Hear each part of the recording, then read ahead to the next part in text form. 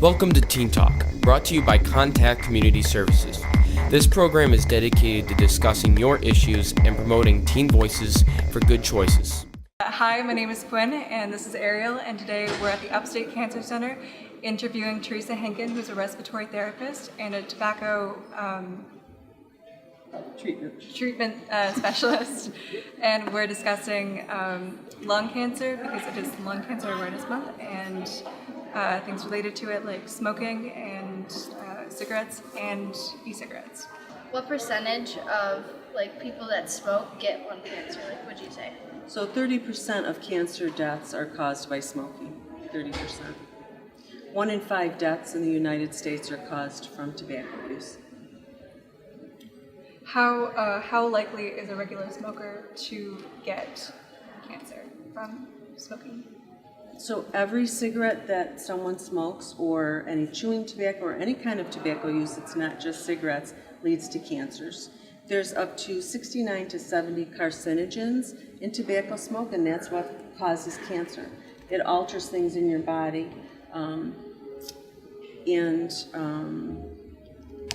every cigarette you smoke there has been research in Britain that showed that you take 11 minutes off your life with every cigarette that you smoke. What are some of the effects of being around a family member or a close friend who smokes frequently, even if you don't? So that's second and third hand smoke, and that's a really big deal. A lot of people lose their lives from exposure to secondhand smoke. The secondhand smoke is what you see coming out of the cigarette. Third-hand smoke are the particles that you see that can land on objects and in your hair and in your clothes, and that can last on an object for anywhere from a few days to months. So that if you have, for instance, a dog, dogs are more likely to get lung cancer if they live in a house with a smoker. They come up, they hug you, they bury their nose in the carpet, they get those particles, and those particles contain, as I said, up to 69 to 70 toxins that cause cancer. What are some signs or symptoms that people can look for? If they know that they're that they're a smoker, they smoke a pack a day. Yeah, what are what's some of the signs of cancer? Yeah. So weight loss is a big one. When it comes to lung cancer, coughing up blood when your sputum is turning bloody. And shortness of breath is also a big one with lung cancer. So if there's a change in your level, for instance, let's say your grandfather, used to go hiking with you, and all of a sudden is having a really hard time on a mile hike that he used to be able to do very well. Those are some of the signs. For children that are that have a family member, like a guardian or parent that smoke, is asthma a higher risk because of the smoker? That's a very good question. It is. We know for sure that children are more likely to get respiratory illnesses, viruses, bacteria, as well as asthma if they are in a home with people that smoke. If you are a regular smoker and you quit, cold turkey, but you've been smoking for, say, 20 years, does that lower your risk of cancer? Every cigarette that you don't smoke lowers your risk of cancer, absolutely. And that's a proven fact. As part of my job here in the Cancer Center is to let people know that it is never too late to quit. As a matter of fact, once you quit and you've had a diagnosis of cancer, there's such a change in your body physically, because every time that someone smokes, they get all these toxins or just all go throughout their whole body. All these things that cause cancer and wreak havoc with your insides. Every cigarette that you don't smoke makes a huge difference, and especially for cancer treatment. If you know someone that's having cancer treatment, if they don't smoke or they're smoking less, every cigarette makes a difference in terms as to how well their chemotherapy works or their side effects. So there are some people who get lung cancer even though they don't smoke. Are there preventative measures for people who don't smoke to prevent lung cancer? Radon is a big, if you get lung cancer and it's not from smoking, you're not around second or third hand smoke, or you've never smoked or used any tobacco products at all, radon is another thing to look for in your home and your exposure to asbestos, radon. There are other particles and cancer-causing chemicals that if you're around that in your job, that's something you should let your doctor know. So get your air regularly tested or your home. Your radon, yes. Yeah. Mhm. So you already asked that question. So how rapidly would you say like could the cancer from the tobacco spread, and like can it spread to different areas of the body? So that is a really good question. We have a lung cancer screening program here, ages 55 to 75. People who have smoked for about 30 years can then develop cancer. So depending on the type of cancer, it can start within years, it can develop over up to 40 years. So when we screen people for lung cancer, they have to have a history of smoking, a pack hair history of 30 years. Did that answer your question? Yeah. With that one? So why is quitting like so difficult? Quitting is so difficult because of the mechanism of the nicotine, the way it gets absorbed into your body. Did you know that the cigarette is the fastest drug delivery device on the planet ever? It's the quickest way to get a drug. Think about different types of drug use. It's the quickest way, in the way that your brain kind of soaks up that nicotine causes this addiction, and it is a very hard addiction to quit, but with the right help, with support and the right medication and the right combination, people can do very well, as we see here at the Cancer Center. With that, with just that right amount of help, that even though it's a tough addiction, you can quit and do very well. Millions of people do every year. Do e-cigarettes like help with the quitting, or? I'm so glad that you brought that up, because that wasn't on your list and I wanted to talk about that. So we know for sure that when someone, it's called vaping, with that water vapor, when someone gets that water vapor down into their lungs, their body's response is the exact same thing as if they were to smoke a cigarette.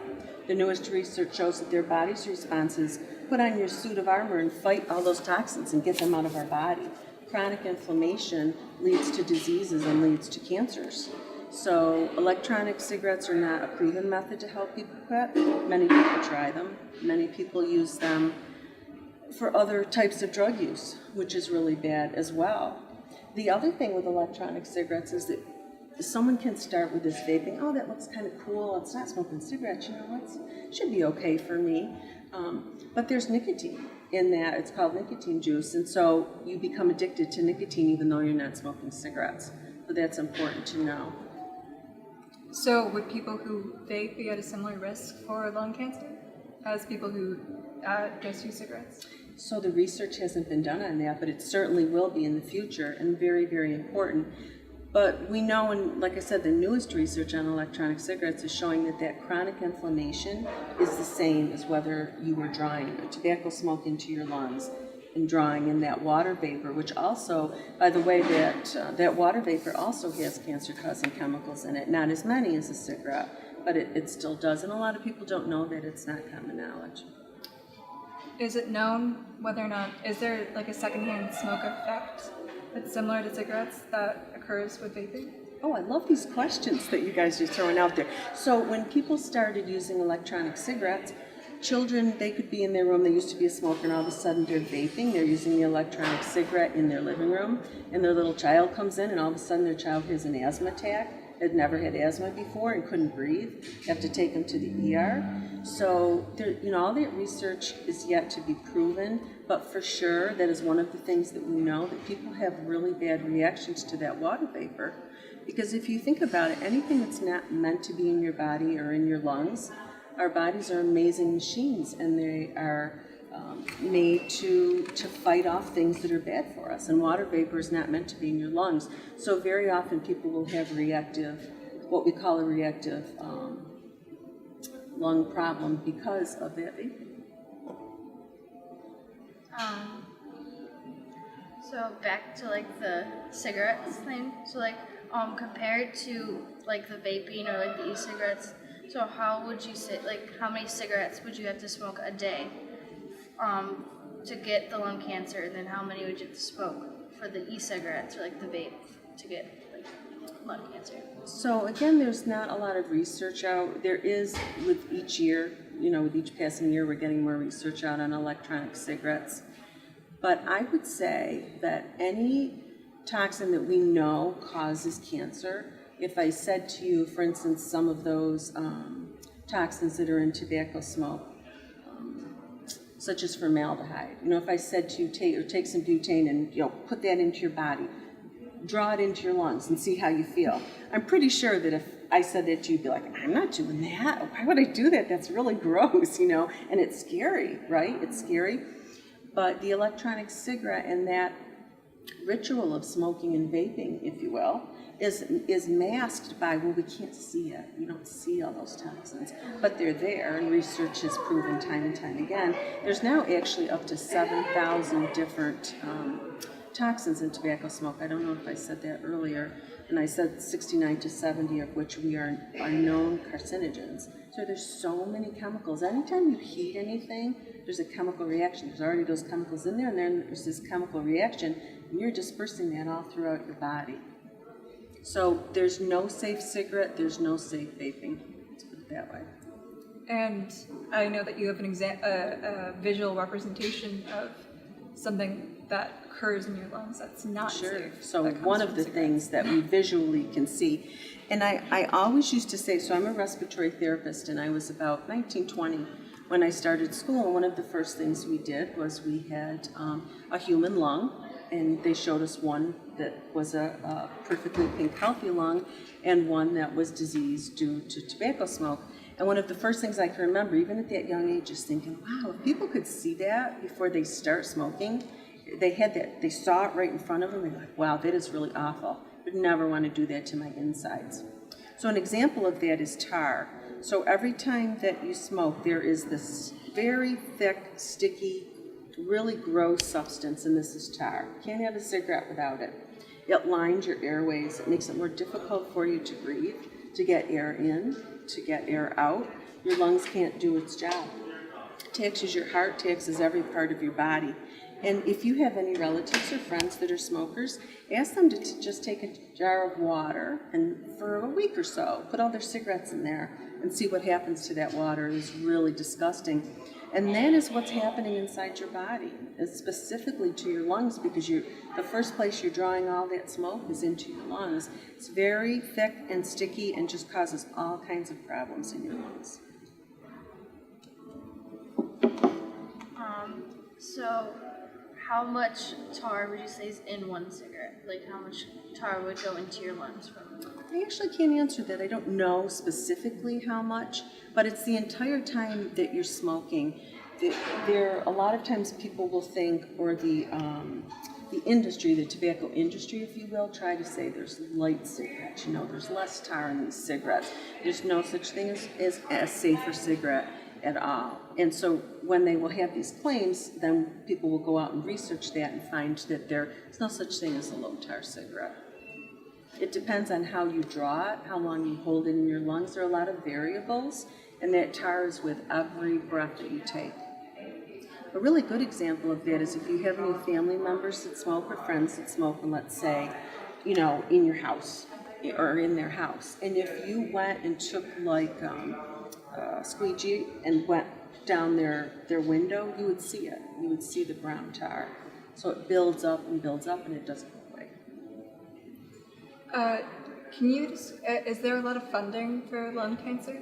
Or like compared to, say, breast cancer or prostate cancers? Oh, you guys got a lot of question. Really, there is funding. You know, there's the American Lung Association and certainly the American Cancer Society, but there are certain cancers, it just depends, you know, over time that tend to get more funding. And that's why the Lung Cancer Awareness Month in November and the Great American Smokeout is a great way to shine a light on lung cancer, which is what we're trying to do here at Upstate. We have a lung vigil on the Great American Smokeout so that people who have family members, loved ones that have cancer or have passed from lung cancer, we can shed a light on that this is a really predominant cancer, that the number one cause of cancer death is lung cancer. The most preventable cancer because of smoking, because it's something that you can stop and make a change. Thank you, Theresa, for the information, and thank you guys for watching.